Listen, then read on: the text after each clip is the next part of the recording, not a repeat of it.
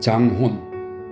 성숙은 시사를 이끌어가며 이황에 떠도는 시들을 채집하는 한편 극심한 가난 속에서도 주옥같은 시들을 토해냈다.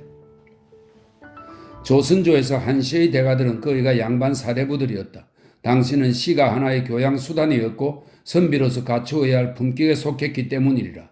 이런 속에서 흔한스런 같은 여류 시인이 섞여 나왔고 전민 출신의 시인들도 있었다. 이런 얘기가 전해진다.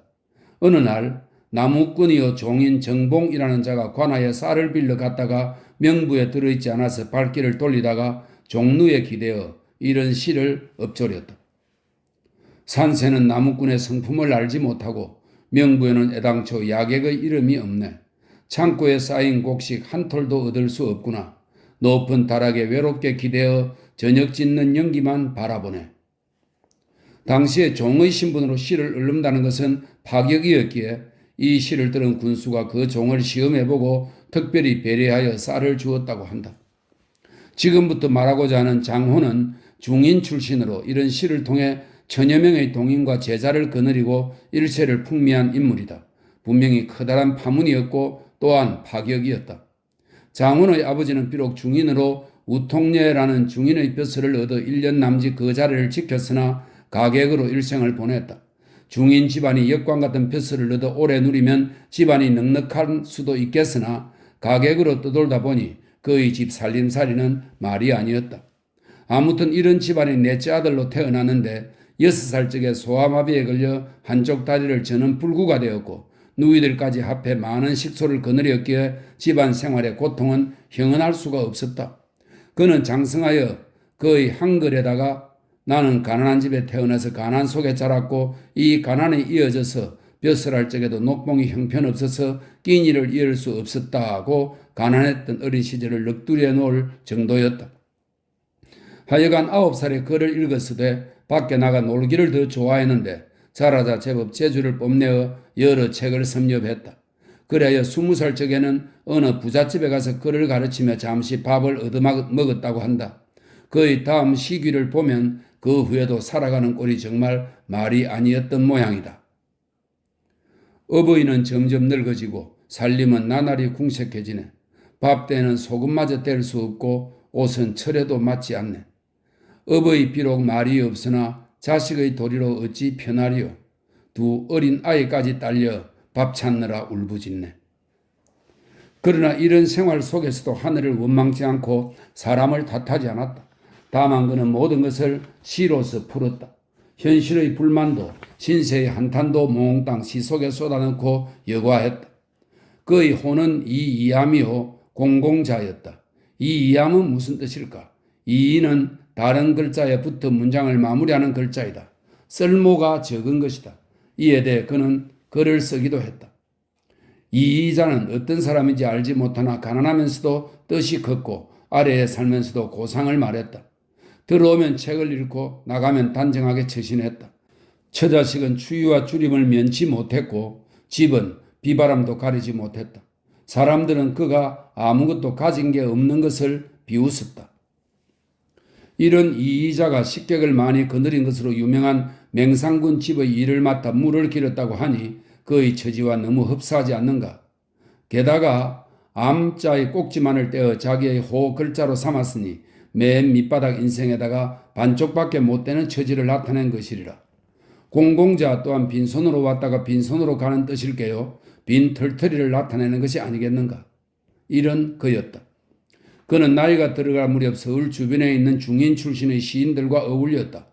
특히 인왕산 언저리에 자리 잡고는 훈장 노릇으로 생계를 이어가며 많은 시우들을 거느리고 있었던 천수경과의 만남은 특별한 의미를 띠게 되었다.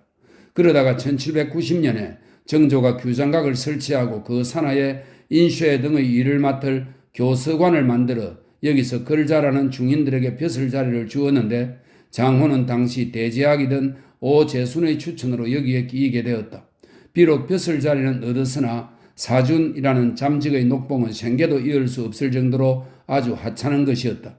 그러나 많은 책을 얻어볼 수 있었고 또 당시의 박제가 이서구 같은 명사들과도 사귈 수가 있었던 탓인지 26해 동안 이 자리를 지켰다.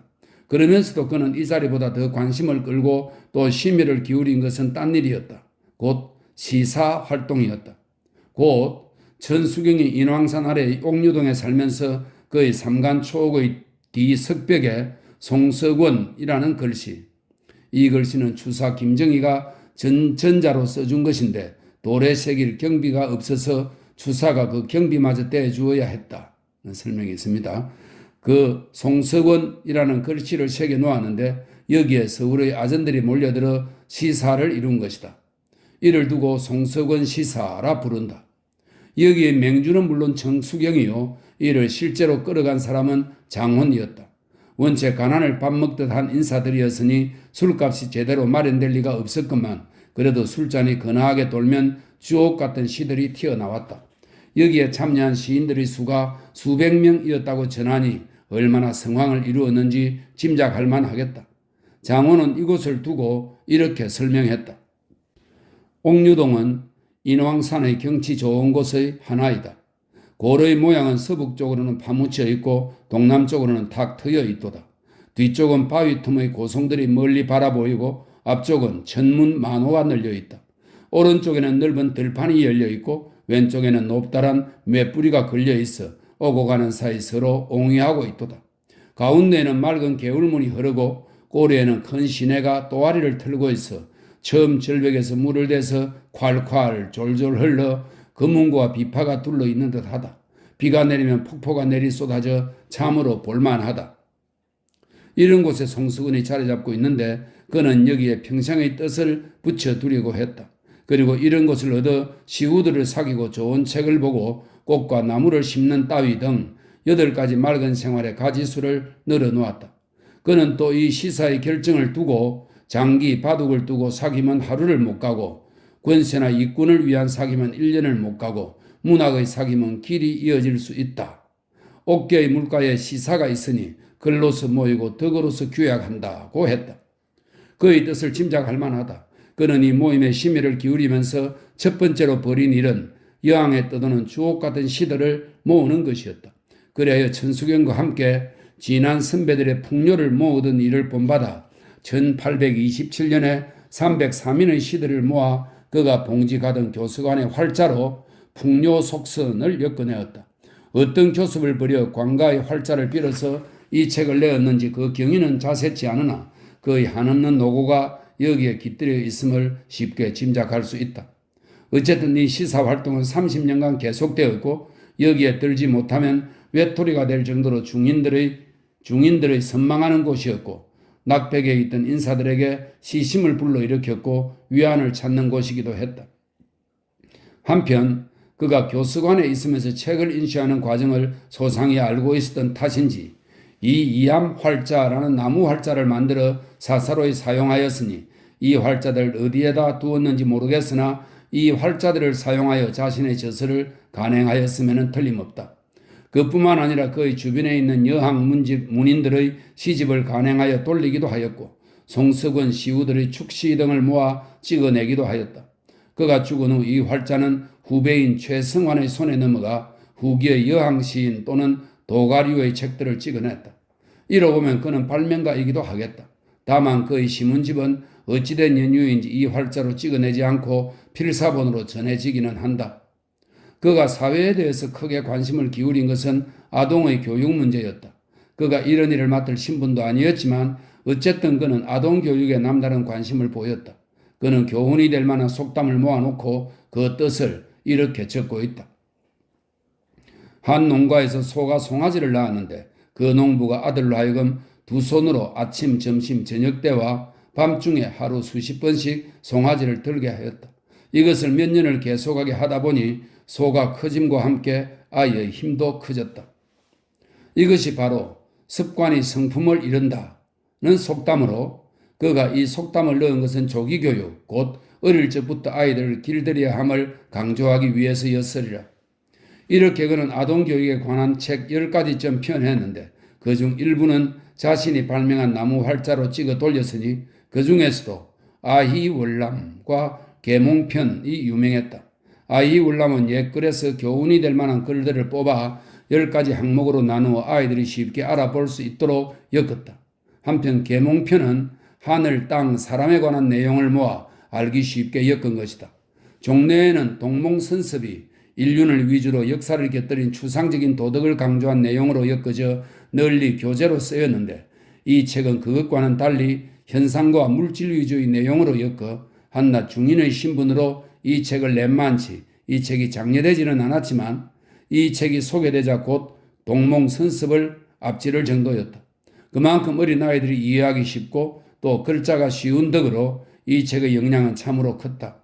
필자도 어릴 적에 저자도 밝혀져 있지 않은 이 책을 배운 적이 있는데 동몽선섭보다 훨씬 흥미가 있었던 기억이 난다. 아무튼 이 책은 일제시대에 들어와 서적을 간행하여 판매하는 일이 활발할 적에 10차례나 간행된 이를테면 베스트셀러에 속했다. 동몽선섭이 유교의 충효를 피하기 위해 국가적으로 장려되었던 점에 비추어 보면 이 책의 보급이 왜 활발했는지 짐작할 만하다. 그가 살아 활동할 적에는 천여 명이 그를 따랐다고 한다. 그가 서울 거리에 나타나면 조수삼, 최북, 임덕명 등 성석은 시우는 물론 시를 흉내내고자 하는 젊은이들이 줄을 이었다고 한다. 그리고 그가 죽자 그의 두 아들과 손자들도 제법 이름을 날리는 시인의 반열에 들었으니 그의 둘째 아들 장욱은 호를 소암이라 지어 작은 이암임을 나타내면서 금서사라는 시사운동을 벌였으며 그의 손자 장효무도 장원을 따르던 시인들과 함께 비연시사를 결성하여 19세기 후반의 시단을 빛냈을 정도로 그의 시호는 오래오래 이 땅에 머무르게 되었다. 그는 찢어질 정도의 가난 속에서 주옥 같은 시를 토해냈는데 그 가난이 바로 시의 매개가 되었던가. 그러나 그의 가난과 한미한 신분에도 불구하고 그런 불만을 시에 별로 나타내지 않고 있으니 앞에 소개한 시들도 그저 자기의 처지와 심정을 나타냈을 뿐 현실 대결이라든가 사회개혁 같은 분위기는 풍기지 않고 있는 것이다. 따라서 그의 시에는 사회시가 별로 없다고 평자들은 말하고 있는데 필자가 보기에는 그보다 그는 오히려 도가의 자족에 빠져 있지 않았나 한다. 곧 인생을 관조하거나 달관의 자세로 바라보는 것 말이다. 그 정병이 됨직한 것으로 그는 죽기 1년 전에 이런 글귀를 남겼다. 여기서 무엇뿐은 바로 자기의 아호가 아닐까. 만약 하늘을 본받는 것이 이와 같다면 사람의 잘잘못은 들을 뿐이요 물건의 금고 흰 것은 볼 뿐이로다. 무엇뿐이기에 평탄하거나 험하거나 고통이나 즐거움을 만나게 되면 피하지 않을 뿐이요 기다림과 성냄, 조언과 싫어함을 당하게 되면 나타내지 않을 뿐이로다. 모든 많고 적음, 굽고 고듬, 어여쁘고 추함, 맑고 탁함을 분별하지 말고 간섭하지 말고 헐뜯지 말고 뽐내지 말아서 한결같이 다른 이에게 맡길 뿐이로다. 또 큰 나무라는 제목으로 이런 글을 남기기도 했다. 성의 북쪽에 높은 나무가 있는데 그 크기가 몇십 년이 되는지 알 수 없다. 높이는 하늘에 닿을 만하고 그늘은 몇 마당을 덮을 만하도다. 사람이 우러러 바라보는 자 모두 아끼고 탐내어 한번 그 아래에서 놀고 싶어 한다. 초원을 탄 자도 여기에서 그치고 뽐내는 벼슬아치도 여기에서 쉬고 짐을 쥔 자, 꼴을 먹이는 자, 비단신을 신은 자, 집신을 꿰은 자, 아주 잘생긴 자, 못생겨 찌그러진 자, 귀천 노소가 없고 봉사 귀머거리 절름부리에 이르기까지 어깨를 서로 비비고 발 뒤꿈치를 서로 밟으며 바삐 여기에 가지 않는 이가 없도다. 모두 한 가지의 그늘과 한 잎사귀의 바람을 받아 수고로운 자는 편안해지고 번거로운 자는 맑아진다. 내 또한 그 나무에서 쉰 지가 여러 번이다. 마치 장자의 소요유 편을 읽는 분위기를 느낄 수 있다. 바로 자연의 이치 속에 자기의 번잡한 마음을 내맡긴 것이리라. 이런 감정에서 시를 쓰고 가난을 이기고 푸대접을 견뎌낸 것이다. 중인문학 또는 여학문학이 새로운 주목거리가 되고 있는 판에 그들의 시정신 또는 성령을 되살려봄이 어떨까?